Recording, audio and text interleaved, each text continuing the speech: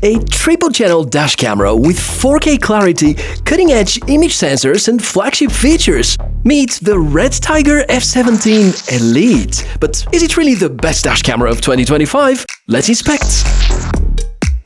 Hey fellas, good to meet you. I'm Michael. You can call me the TechMishka, and this is what we are reviewing today. Well, technically part of it, because the rear module is still in the car. Important disclaimer at the start, this video is sponsored by Redtiger. They were kind enough to send over the unit for a test. And as usual, I'm not here to sugarcoat things. Therefore, besides the positives, you're also going to hear from me about the negative aspects of this dash camera. And there's going to be a lot of real-life footage, a lot of tests, the usual deep dive analysis of all the technical specs that you need to know about. Therefore, buckle up and prepare for a thorough ride. Let's go! F17 Elite shines during the day. Thanks to the Sony Starvis 2 image sensor and Novatec chipset, it delivers crystal clear 4K front footage with great dynamic range and detailed wide-angle coverage. The footage comes with the typical signature for this quite modern Novatec-made processor. Colors are a bit pumped and contrasty, sharpness is above average, the latter one very typical for dash cameras. A big strength here is the dynamic range, which especially with cloudy weather makes wonders. I did my typical side-by-side battle with another decent 4K model, and Redtiger seemed to have done pretty great job. The rear module isn't far behind either, performing impressively in full sunlight and overcast conditions, yet better than many other dual or triple-channel dash cameras that cost a lot more than the F17 Elite alone. Let's also check the cabin module, undeniably implemented in a very smart way, because you can adjust the lens angle, which makes it independent about the mounting angle, something that has been noted as a drawback for many other dash cameras with similar implementation. Let's change the scenery now. Where many others struggle, this one excels. Low light performance is among the best in class. I did a side-by-side test with the 70mm A810, and the F17 Elite holds its ground beautifully. License plates, road signs, even dimly lit surroundings, it captures everything with clarity and reduced noise. Here we have two contributing factors: the excellent Sony Starvis Generation 2 image sensor in the main module, combined with the trendy lately AI-capable chip by Novatec. Looks like the exceptional low-light performance has indeed been a top priority when designing it. Here, it is the superb dynamic range to thank to, and this is a great example. Look at the light area at the end of the tunnel, where older image sensors will just show a white spot and zero details, not the F17 Elite. The rear module also performs well, but not as exciting as the front camera, and the cabin point of view also solid. It's exactly what we need in such kind of cases, and means that the F17 Elite is a good match to taxi and Uber drivers.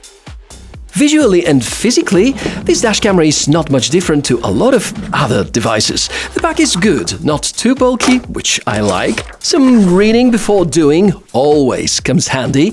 The design is sleek and the build feels durable. Plus, as already mentioned, I loved the integration of adjustable lenses for the front unit. The real standout? That responsive touchscreen. Navigating the menus is effortless. One small drawback, it is slightly on the heavier side, which could be a consideration depending on your windshield and mounting preferences. A quick rundown of the specs lets us know the 4K-capable front camera, backed by a Sony Starvis Generation 2 sensor, a Novatec chipset, ultra-wide fields of view, 5 GHz Wi-Fi support, GPS logging, micro SD storage capacity up to 1 TB supported, possibility for 24/7 parking mode, there's a supercapacitor, therefore no internal battery, and you can download footage and configure the camera via a smartphone app.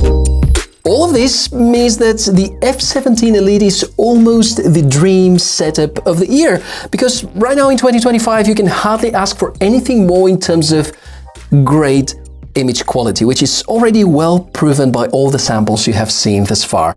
Therefore, the big question remains around the software, but before we dive in with all the configuration settings, let us check the installation and figure out whether there are any traps or things you have to pay attention to. It's fairly standard, but make sure the front camera is mounted within the area cleaned by the windshield wipers. Also, make sure to use the provided in the pack screen folios. You're gonna thank me once you decide to remove at some point from the windshield. Oh, and there is a spare mount, which is also nice to have. Unusual for most car DVR brands and typical for Redtiger for their last few models.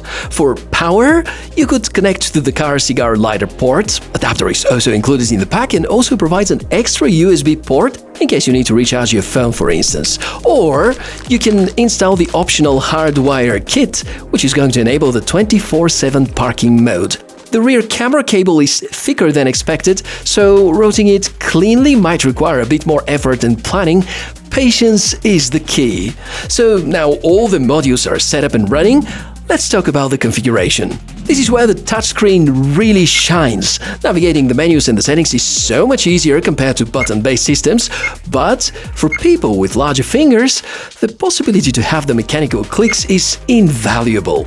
You can adjust resolution, sensitivity, parking modes, and more, and all of this a few taps away. It is a well-thought-out user interface, maybe even too rich on functions. The dashcam supports up to 512GB microSDs, which should cover about a day of 4K front and 1080p rear recordings. Just make sure to use a high-endurance card, especially if you plan to run the recordings at their maximum resolutions.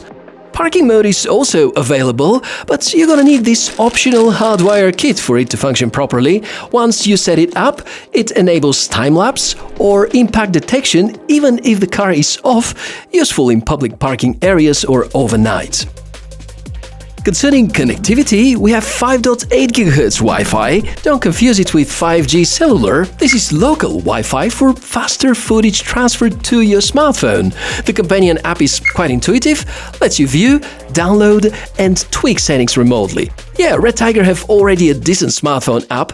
It is not yet among the best-tuned software pieces, but for sure functionality is solid, it is stable, and lets you quickly download the files and configure the settings that you need. As long as you're within the range of the dash camera hotspot, of course. You can also review the files on a PC with dedicated software, and this also includes the GPS tracks, the velocity, and some other details, so definitely a good way to perform a deeper analysis of accidents, vehicles, or routes. Thus far, the F17 Elite sounds almost perfect, and in order to remain objective, here's a list with a few drawbacks discovered, at least the way I see them. Besides the thicker rear cable and slightly bulky and heavy build, which could sometimes make footage look a little shaky, the remaining small caveats include the lack of cloud connectivity, which some competitors offer, and the lack of motion detection, which makes time-lapse recordings the reasonably better choice for parking surveillance. So, is the Redtiger F17 Elite worth it? Absolutely. Fantastic, super sharp and very detailed daytime quality and amazing low-light performance. This is a dash camera which is in the premium dash camera space and can be very well competing against the best models from 70mm, Viofo, Blackview or whichever other high-end brand of dash cameras you can think of. Would I recommend it? Definitely. Now you know everything about its strengths, but also the limitations, so just carefully plan the installation and you're going to easily end up with one of the best 2025 3-channel dash camera setups. That's at least my opinion. About yours and everything you have to share in terms of experience with dash cameras, we can talk in the comment section below the video. Should you want to buy the F17 Elite, I'm going to post a link about it in the video description area, and of course the important reminder, do not buy tech that you actually do not need with your hard-earned money. Thanks for watching this review. Come back for more. You can subscribe to the channel for more cool tech inspections. Give me a like if you enjoyed this far. And I, Michael, the TechMishka, wish you a fantastic day. Drive safely and responsibly. And I'll see you in the next one. Bye.